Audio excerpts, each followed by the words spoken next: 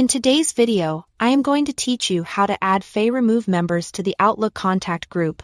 We'll walk through both classic Outlook on the desktop and Outlook on the web, so you can keep your contact lists up to date no matter where you are working.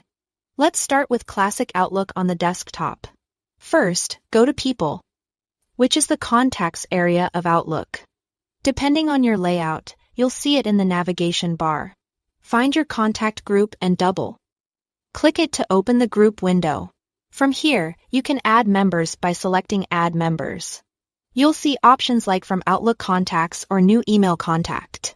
Choose From Outlook Contacts to pick someone who's already in your address book.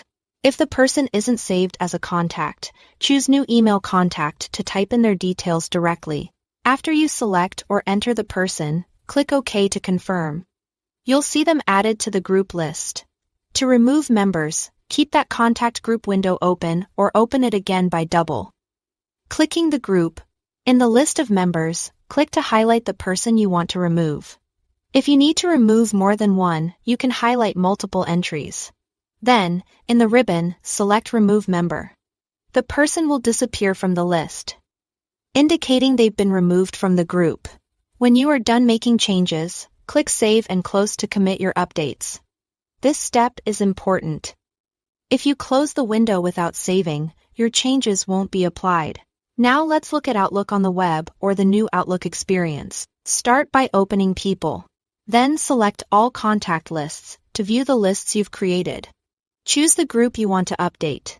Click the Edit pen icon to switch the group into edit mode. Here, you can add members or remove existing ones just like on desktop. Make your changes, and when everything looks right, click Save. Saving confirms the updates and ensures they sync across your Outlook experience. That's it. Thanks for watching.